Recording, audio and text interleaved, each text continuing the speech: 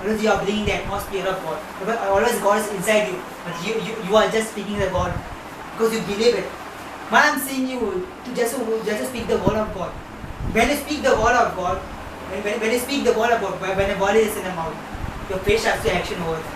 Your faith has to work over there. When a faith has to work over there, you receive what you asked for. You receive everything through faith. See, God has given everything to us through grace, but we receive it by faith. So God has given us salvation by grace, but we receive it through faith.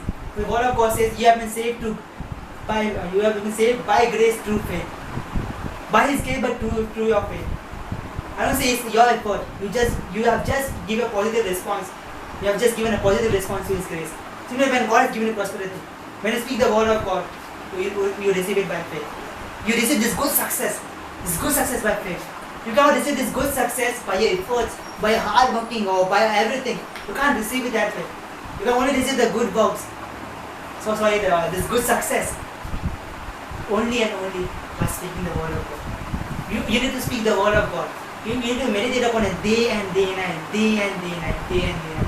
Let me tell you this. I want to tell you this thing. God wants to give you success in every area of your life. Every area of your life. The word success, if you check, the many scholars they say the word success in Hebrew is means sakal.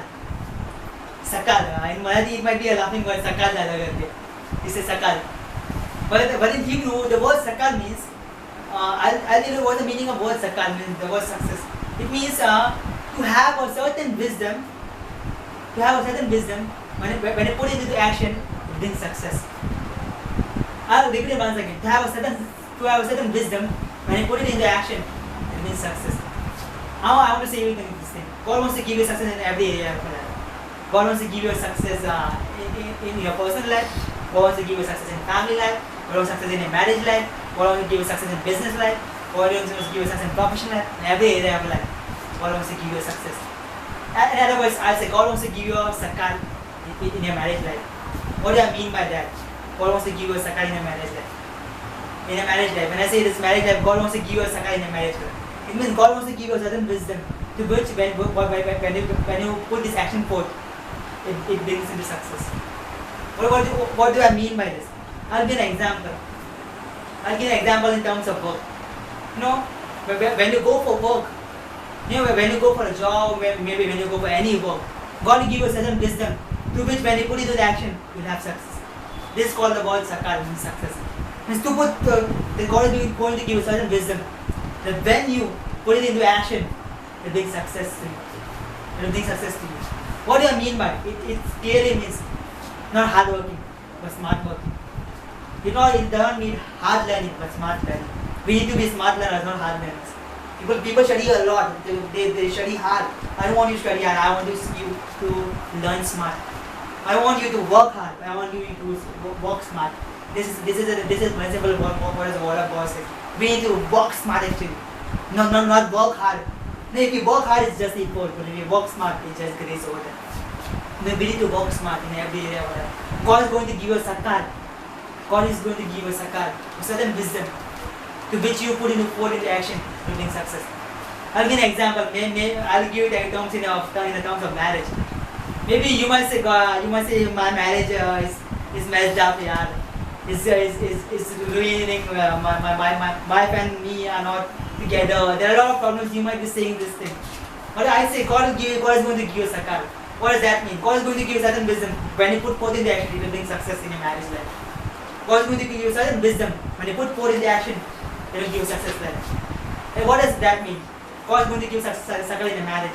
When God is going to give you certain wisdom, maybe if the marriage is breaking up, God is going to give you certain wisdom. When you put into action, it will bring success in your marriage. Once again, your marriage will be gone. Once again, everything will become right to its right position. Why I am saying this thing? Because why did I use the word marriage over here? I want to say the first time there's something called in the Bible something called as law of first mention.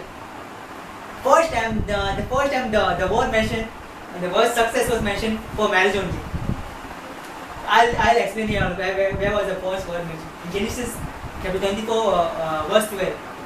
One of the servants of Abraham is named Elijah. He goes on his way to get a bride for his master's son. He says on his way, he says one thing. God, I pray that you give me success this day. First time the word success was mentioned over there. God, you give me success this day. What was God speaking over there? God is give me success in terms of marriage. People say that there is nothing called success in terms of marriage, but there is success in terms of marriage. You know this man Elijah, he is represented as the Holy Spirit. But his name is not mentioned over there, but he is there actually. Actually, he is the servant Elijah, whom Abraham sent, but his name is not mentioned over there. Actually, he is one of the cheapest servants. Why is his name not mentioned? Because Holy Spirit never wants to mention his name. He always wants to glorify Jesus. That's why if you look this chapter, if you look at chapter of Abraham, it's a shadow of what is going to happen in the New Testament. What do I mean by that? Abraham is the father. Isaac is the Jesus. Elijah is the Holy Spirit, and the bride is the church. That we are all His bride. Today, Holy Spirit wants to bring His bride to Jesus. Holy Spirit is making every effort to bring every person who is outside His fold into the fold of Jesus. This is what God is doing. This is what the Holy Spirit is doing. And the first time the word success is mentioned in terms of marriage. It's mentioned in terms of marriage. Maybe Elijah the servant, he sits near a well. He sits near a well where the water is coming up and down. Not up and down, where the water is down. I can see this very clearly. Church is a place there. Church is like a well where Holy Spirit can make a bride to come over there. Maybe it might be anybody. Maybe it might be anybody from any part of the world. Holy Spirit is going to make it efforts for you to bring the bride to you. You will get the bride exactly at the place of the well. That is well is maybe many theologians say well is like a church. I do not know what is that well. What is the well that God is speaking to us? Many people say well is a place, or well is like it's a place of church where people can meet their right spouses. It's a saying of many of the theologians. It says that the word success was mentioned for the first time in terms of marriage.